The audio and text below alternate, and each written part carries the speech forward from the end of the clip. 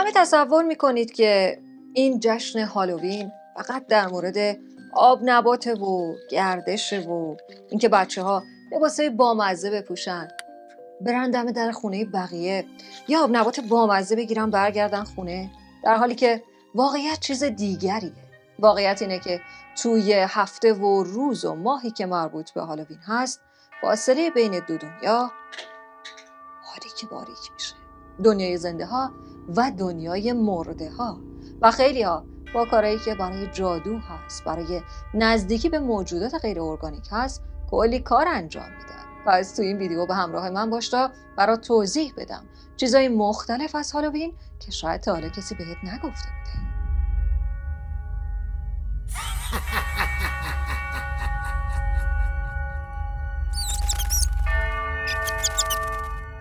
درود، وقتتون بخیر، خوش برگشتید به چنل خودتون. من حنا هستم در کانال میس هانز و رسیدیم به اون تایمی از سال که همه هیاهوی مهمونی رفتن و کاستوم پوشیدن و پیدا کردن لباس برای تمای هالووینی هستن، در حالی که این یک ماجرای عجیب و غریبیه که بیش از 2000 سال هست. خیلی‌ها درگیرشن به خاطر اینکه فقط پوشیدن این لباسا و خوردن آب نبات و خوش گذروندن توی مهمونی ها نیست، بلکه رسم و رسوم عجیبیه و حتی توی اسپانیا کارهای متفاوتی انجام میدن و به خاطر اینکه از شر اون موجوداتی که از دنیای مردگان میان راحت شن و از چنگ جادوگر رو فرار کنن، حتی کلی برنامه ریزی دارن.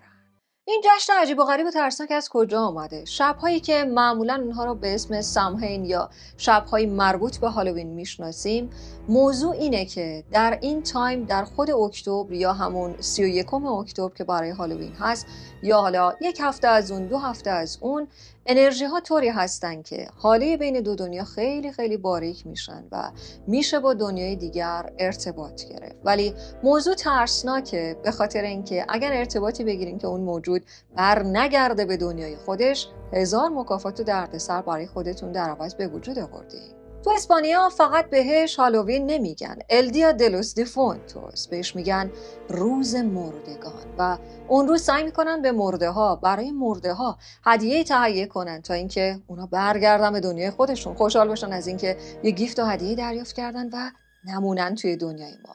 چون خیلی از داستانه ترسناک مونده توی قسمت دوم این ویدیو، برای شما میگم نزدیک به خود هالووین، دزدیده شدن آدما، گم شدن اونها یا جن زده شدنشون و زندگیشون که برای همیشه متاسفانه عوض شده اتفاق افتاده.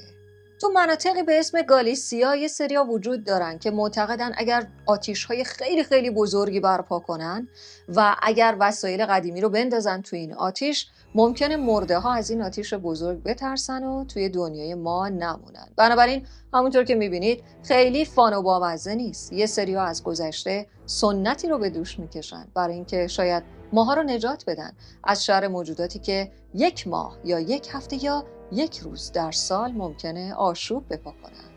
توی کاتالونیا مردم میرن به قبرستونا برای اینکه به مرده هاشون ادای احترام کنن. برای اونها شمع روشن میکنن، براشون خوراک میبرن و معتقدن که اگر توی قبرستون به اندازه کافی بمونن و تا صبح صبر کنن، حتی ممکنه روح از دست رفته‌ای که به دنبال دیدنش هستن رو ببینن، چون روح‌ها خیلی راحت توی شب هالووین رفت آمد دارن به دنیای ما.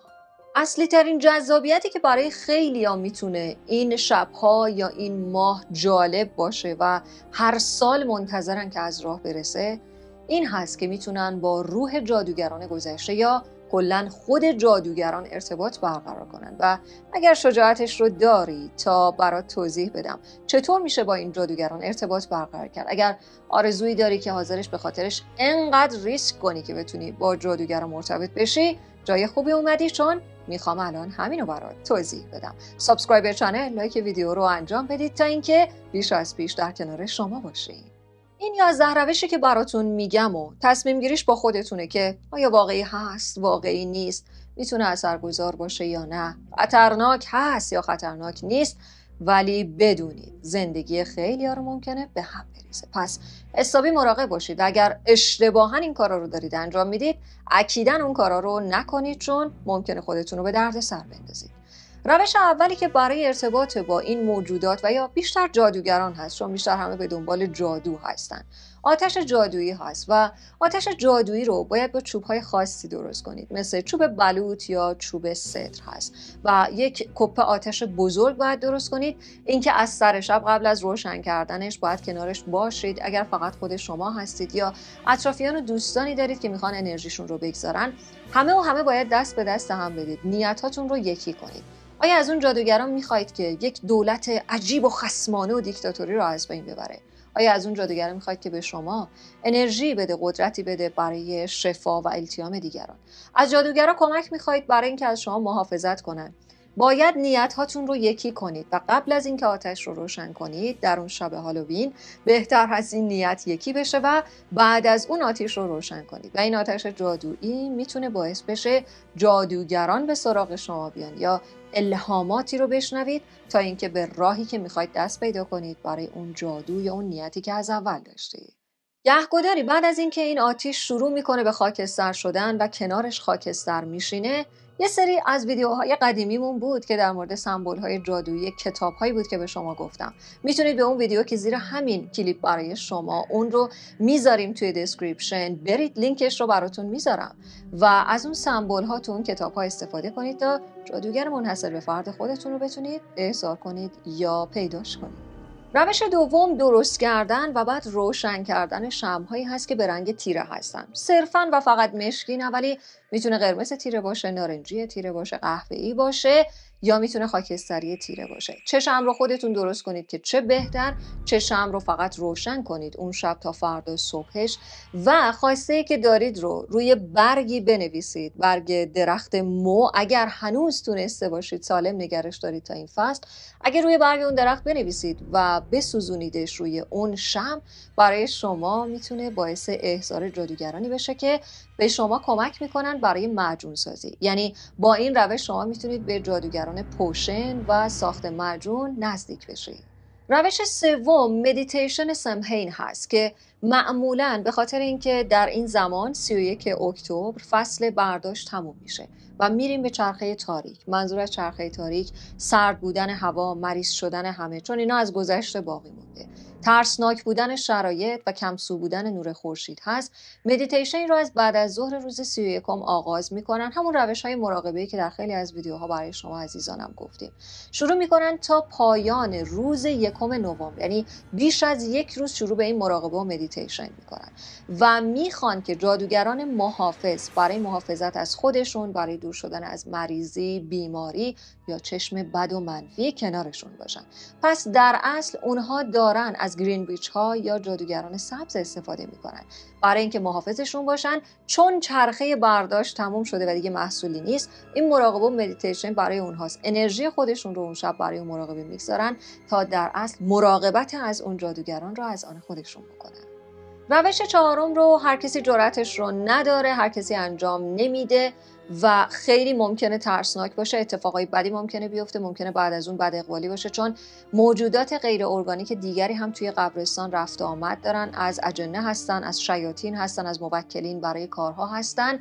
بدونید توی قبرستان قدم زدن و حتی اون شب موندن هست. اگر جسارت و جرأتش رو داشته باشید که اون شب رو تا صبح، تا اولین طلوع خورشید بمونید توی قبرستون، بعد از اینکه برمیگردید خونه و به خواب میرید، جادوگرانی که معمولاً طلسم‌های خونی رو انجام میدن یا برای اینکه یک آدمی رو میخواید به سمت خودتون بکشونید و باند و پیوند خونی از عشق رو ایجاد کنید، اون جادوگر به سمت شما میاد. ولی آیا حاضرید برای داشتن عشقتون یا اون آدم دیگه همچین کاری رو انجام بدید؟ روش پنجم بطری‌های جادویی یا بطری جادوگران هست. یه شیشه کوچیکی که در پوشی داره، در پوشی هست که چوب پنبه هست میذارین توش. توی شیشه میتونید یه دونه سوزن بگذارید برای اینکه موجودات غیر ارگانیک دیگر رو دور کنید و شما نمیخواید با اجنه ارتباط بگیرید. کمی نمک بریزید برای اینکه روح‌های خشمگین رو دور کنید و برخی از گل‌هایی که میتونه نعنا باشه، رزماری باشه یا گل‌هایی باشه که معطر هستن و برگ‌هایی باشن که معطر هستن رو هم اون تو بگذارید. این شیشه رو با نیتی که میکنید فوت میکنید توش و درش رو میبندید. این شیشه جادویی باعث میشه که روحی که شما دوست دارید در کنارتون باشه یا جادوگر مراقبی رو در کنار خودتون داشته باشید برای اینکه از مریضی یا از مشکلات دور شید. معمولا این کار رو اونهایی که بیماری دارن، مریضی دارن و میخوان که انرژیشون به سمتشون برگرده انجام میدن و این شیشه در اصل نمادی هست از سلامتیشون و به دنبال یک جادوگری هستن که براشون سلامتی و آرامش رو و بعد از اون التیام و بهبود رو به وجود بیاره. روش پنجم فقط مختص 31 اکتبر نیست یا 2 روز پایانی اکتبر نیست، بلکه در کل اکتبر روزی که ماه کامل هست استفاده از نور ماه کامل هست. زیر نور ماه بودن، به ماه خیره شدن و از انرژی نقره‌ای ماه استفاده کردن باعث میشه که شما با جادوگران ارتباط بگیرید که این جادوگران الهامات آینده و پیشگویی ها رو برای شما دارن، مثل بعضی از کارت‌های اوراکل که مربوط به مونولوژی و کارت‌های ماه هستن بر اساس چرخه ماه هستن. بنابراین شما میتونین با پیشگویان گذشته، جادوگران پیشگوی یا اونهایی که پروفسی و پیشبینی‌های بزرگ رو دارن مرتبط بشید و اگر از این انرژی در اون شبی که ماه کامل هست، فرقی نمیکنه چه روزی از ماه اکتبر باشه، هر شبی که ماه کامل هست انرژی ماه رو میتونید دریافت کنید برای اینکه این روش برای شما پیشبینی و الهامات آینده رو بعد از تایمی که این انرژی رو از ماه گرفتید کم کم به وجود میاره. جادوگران انرژی ماه رو درون شما میبینن و به سمت شما میاد که از آینده خبر بدن. روش بعدی که دوباره احتمالاً خیلی از شما عزیزان میایید مینویسید که وای این روش خطرناکه، موجودات بدی رو دورمون میاره. الان به شما میگم چیکار کنید که موجود بد رو نیاره. فقط یا اون روحی که میخواید باهاش مرتبط بشید یا اون جادوگری که میخواید باهاش ارتباطی بگیرید. آینه بزرگی در یک اتاقی که تماماً با شمع‌های سفید روشن شده، یعنی شمع تیره اصلا استفاده نمی‌کنید. شمع‌های سفید باشن دور خودتون و آینه و این شمع‌ها رو یک دایره با نمک میکشید و بعد میشینید جلوی آینه و اونجا جادوگر با شما ارتباط میگیره. جادوگر سمبل ها میتونه با شما مرتبط بشه. اگر به دنبال سمبولی هستید برای شما رزق و روزی یا اتفاق خوبی از ثروت، مال یا پیدا کردن گنج رو اگر میخواید داشته باشید، این جادوگر با این روش میتونه کنار شما باشه. روش بعدی که اتفاقا نه تنها خودتون و روحتون رو پاک میکنه بلکه میتونه محیط شما رو هم پاک سازی کنه و با جادوگران سفید، یعنی با اونهایی که فقط انرژی مثبتی دارن و شاید انرژی باشه که حتی از طبیعت هم نیست، از پروردگاری هست که اون رو میگیرن و از خالقی هست که اون رو میگیرن. شما میتونید با درست کردن معجون هایی که حالا میتونه این معجون از مریم گلی باشه، استخوت باشه، رزماری باشه، این معجون غلیظ رو برای خودتون درست کنید یا بخورش بدید در محیطی که هستید. ترجیحاً نزدیک به ماه کامل باشه، حالا صرفاً خود ماه کامل یا همون شب نباشه، نزدیک به قدرت کامل ماه باشه، میتونه تاثیرش بیشتر باشه. جادوگران سفید میان در کنار شما و میتونن شما رو راهنمایی کنن برای انتخاب‌های درست، برای اعتماد به نفس و برای اطمینان بیشتر به راه زندگیتون. روش بعدی که توی خیلی از فیلم ها ما اون رو دیدیم، دایره هست که شما در این دایره ارواح رو بیشتر فرا میخونید، یعنی فقط برای جادو و جادوگر نیست، از روح‌ها میخواید که نیت شما رو برآورده کنن. البته نیت شوم، روح‌های شومی رو هم به سمت شما میارن و ممکنه همه چیز برعکس بشه، ولی اینطوری هست که دایره از دوستان که هستید ترجیحاً در شب ماه نو باشه در اکتبر، یعنی ماه کامل نه، ماهی که تازه هلالش اومده بیرون، در اون شب میتونه خوب باشه. دایره دور هم میشینید، دست هم رو میگیرید، وسط شمع‌های سفید و شمع‌های روشن رو روشن میکنید، یعنی رنگ روشنی داشته باشن و شروع میکنید همه جملاتی رو یا شعرهایی رو برای اینکه روح مد نظر به سمت شما بیاد. اگر جمله‌ای رو میگید همه جملاتتون باید یک شکل باشه و اگر روح فرد خاصی رو میخواید صدا کنید حتما باید اسم و فامیلش رو یا لقبش رو باید بگید، در کنار هم این انرژی رو بفرستید. از طریق ماه نو به این فرد میرسه، به خاطر اینکه دیواره بین دنیای مرده ها و زنده ها بسیار باریک هست و خواسته ای که دارید رو بهش میگید. در نهایت زمانی که میخواید ازش خداحافظی کنید دستاتون رو ول نمی کنید، اول همه شمع ها رو با هم خاموش میکنید برای اینکه اون بفهمه خاتمه ای داشته و بره و بعد دستا رو رها میکنید. یک نفر اگه این وسط دستش رو رها کنه معلوم نیست چه اتفاقی برای یکی از شما یا همه شما ممکنه که رخ بده. و مورد دهم جادوی گره هست و شما یک طنابی رو که خیلی هم کلوف نباشه شروع میکنید از اول اکتبر تا 31 روزی یک گره به یک نیتی که دارید و اون رو به هیچ کس نشون نمیدید و اگر میخواید با جادوگرانی مرتبط بشید که به شما جادوی واقعی رو یاد بدن، ولی در این جادوی واقعی باز هم چیزای منفی و بلک ماجیک و دارک ماجیک و وودو رو نمیخواید، چیزای مثبت رو میخواید. هر شب یک گره میزنید به نیتی که میخواید. در پایان روز 31 اون رو در آتش بزرگی که همون ترجیحاً از همون مورد اول باشه، چوب‌های بلوط و سدری که به شما گفتم، در اون آتش میسوزونید و دود این میره به سمت اون جادوگر و در خوابهای شما طی چند روز یا چند ماه بعدی میاد به سراغتون برای اینکه بهتون کمک کنه. پس باید خوابهای خودتون رو رصد کنید یا حتما توی ژورنال و یا یک دفترچه خاطراتتون رو بنویسید تا فراموششون نکنید. و در نهایت که این موضوع بیشتر در کشورهایی هست که جادوگری در اونها زیاد بوده، انگلستان هست، جاهایی هست مربوط به اروپای شرق و یا اروپای مرکزی قدیمی، میتونه اینجور جاها این شعرها رو داشته باشه، شعرهایی که برای سامن کردن و کلا احضار جادوگران هست. معمولا 3 تا خانم یا 3 تا آقا یا گروه های ترینیتی و 3 نفره میتونید این شعر رو بخونید و با خوندنش میتونید سامن کنید جادوگری که میخواید رو. اگر خبری از گذشته یا آینده میخواید این جادوگر میتونه به شما بده.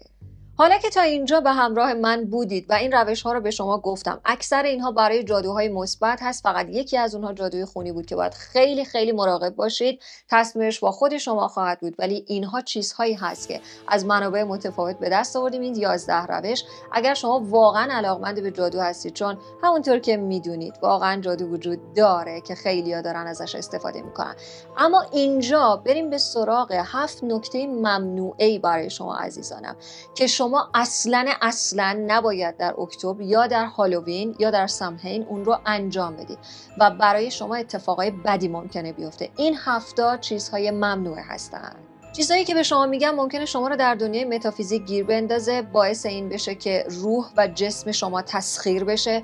خیلی از گم شدنها و اتفاقهای منفی به خاطر همین موضوع هست، یا خیلی از گیج شدنهای توی هالووین که فرد میره از خونه و دیگه بر نمیگرده و خودش رو توی جنگل‌ها گم و گور میکنه، میتونه به همین دلیل باشه. بریم با همین 7 روش رو برای کارهایی که نباید انجام بدید ببینید. اولین کاری که اصلا نباید اون رو توی اکتبر انجام بدید. حالا هر زمان دیگه دوست دارید انجام بدید، با دوستاتون شوخی کنید، بازی بکنید. در ماه اکتبر، یعنی از همون مهر خودمون هست تا کمی درون آبان که میریم هست، مراقب باشید از بردها و تخته های ویجا استفاده نکنید. از تخته هایی که حروف روش نوشته شده اگر استفاده کنید، متاسفانه 99% مواقع چیزی که به سمت شما میاد، روح و یا موجودی که به سمت شما میاد دقیقاً میدونه که کی باید شما رو گیر مینداخته و دقیقاً میدونه که چطور اون روح و جادوگری که شما میخواید رو بلاک کنه و بندازه کنار و خودش رو جا بزنه جای اون. پس اولین چیز اینه که در این ماه اصلاً از ویجا بورد استفاده نکنید. مورد دوم قربانی‌های خونی هست، به خصوص در روزهای فردی که مربوط به اکتبر هستن و خود 31. منظور از قربانی دادن‌های خونی این هست که اگر شما می‌خواید حیوانی رو سر ببرید، چیزی رو قربانی کنید، برای شما بدشگون هست، بدشانسی میاره، یک دفعه ممکنه عشق زندگیتون رو از دست بدید.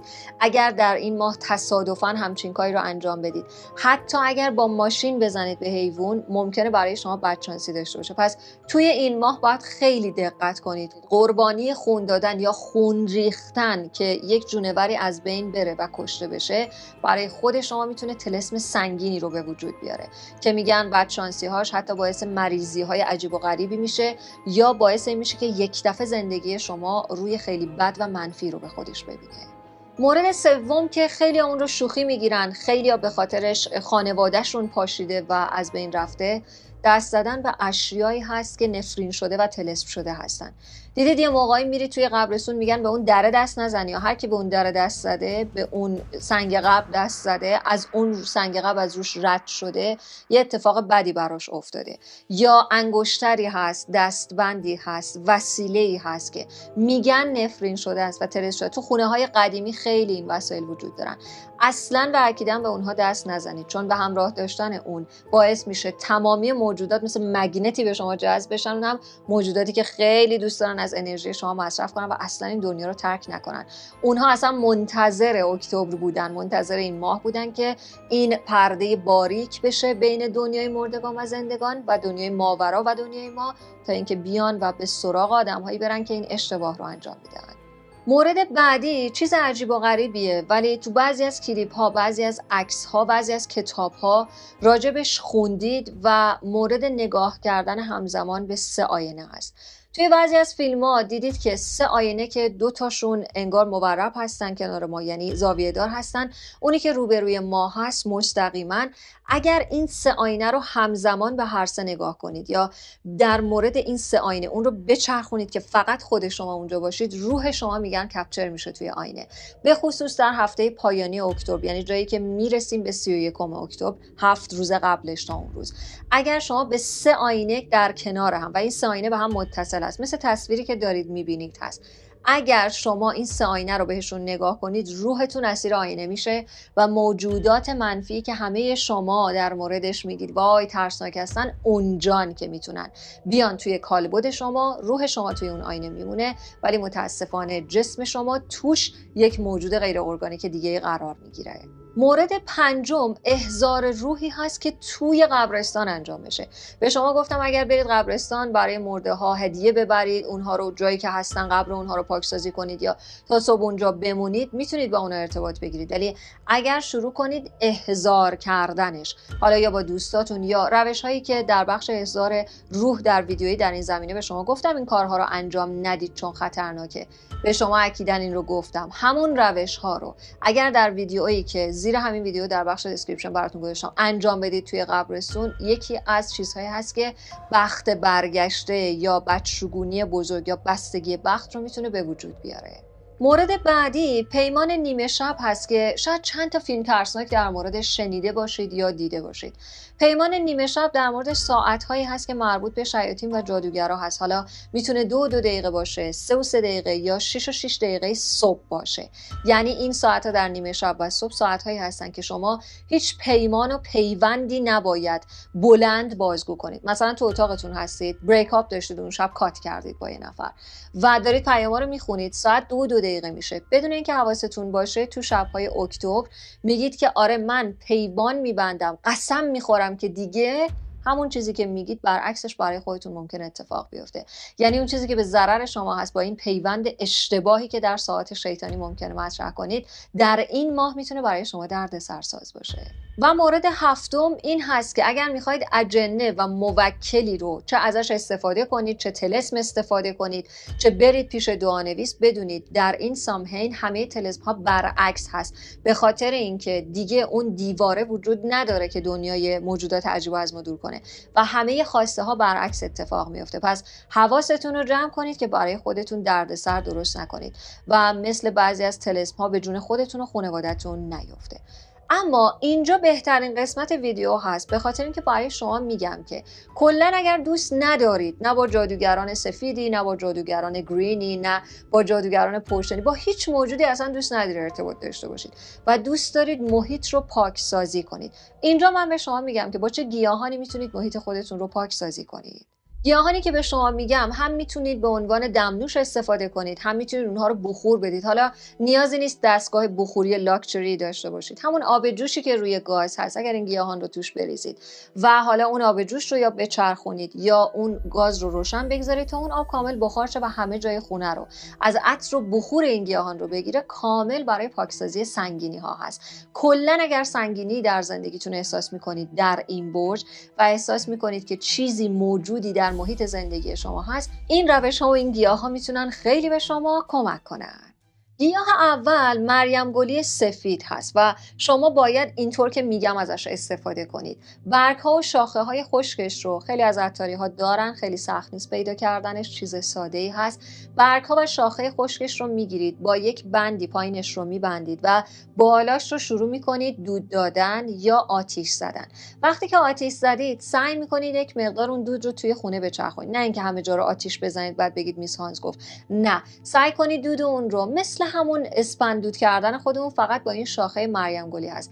شما با این کار باعث میشید اگر یک موجودی قصد این رو داشته که خواب شما رو یا انرژی خواب شما رو بدزده، یا اگر مشکلات خواب داشتید و این باعث بیماری حتی برای شما شده بود، بهترین تأثیری که میگذاره آرامش حین خواب و استراحت هست. مورد بعدی که اگر شما سنگینی دارید و هی مریض میشید و نمیدونن که شما چه مشکلی دارید، بیماری هست، مشکلی هست، نمیتونن برای شما تشخیصش بدن و همش میگن اینجاست، در حالی که اینجاست. انرژی های اطراف شما هست. یک آدمی انرژیش در زندگی شما هست. است قدوس هست. است قدوس بهترین استفادهش اینه که از روغنش و قطره هایی که وجود داره استفاده کنید. میتونید بخورش بدید، همونطوری که به شما گفتم، آب جوشی که است قدوس رو توش میریزید، یا این دستگاهایی هست که کوچولو هست، شمع زیرش هست و روش آب میریزن و یه قطره ای رو میزنن. است قدوس رو میتونید اونطور بذارید توش و اگر هر روز اون رو دود کنید، کم کم میبینید که سر حال میشید، بیماری از شما دور میشه و انگار دور شما یک انرژی رو میگذاره که دیگه اون نگاه منفی بقیه باعث مریضی و ادامه دار شدن مریضی شما نشه. مورد بعدی رزماری هست و رزماری حقیقتاً انقدر انرژیش قوی هست که اگر شما حس میکنید همزاد شما داره شما رو اذیت میکنه، اگر شما حس میکنید دعایی برای شما نوشته شده، این رزماری رو به همراه زمانی که دارید دمش میکنید، میتونید مثل دمنوش استفادهش کنید. زمانی که دم میکنید برای خودتون، همون لحظه که دارید رزماری رو میریزید، حالا با هر چی که دوست دارید قاطی میکنید و میخواید اون رو میل کنید، لحظه درست کردنش نیتی که میخواید رو بگید.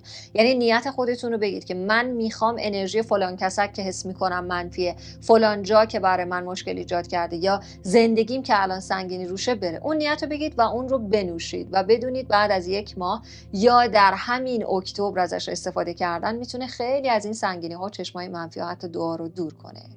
و مورد پایانی چوب صندل هست. چوب صندل رو هم همه جاهایی که عطاری هستن یا چیزای سنتی اینطوری دوای دکتری هستن سنتی بازن میفروشن و چوب صندل رو مثل همون اسپانیا، مثل همون مورد اولی که به شما گفتم، میتونید دود کنید و دود این رو به 4 گوشه خونه ببرید، یعنی جاهایی که کنج خونه هست ببرید. سعی کنید روزی 2 بار این کار رو انجام بدید به مدت 31 روز، یا برای همین اکتبر یا به طور کلی. بعد از مدتی متوجه میشید که این دود باعث شده ذهن شما باز شده، مشکلات شما گره گشایی شده و کلاً پاکسازیش باعث این میشه بستگی ها از زندگی شما برن. اتفاقهای خوبی میتونن یک دفعه به وجود بیان.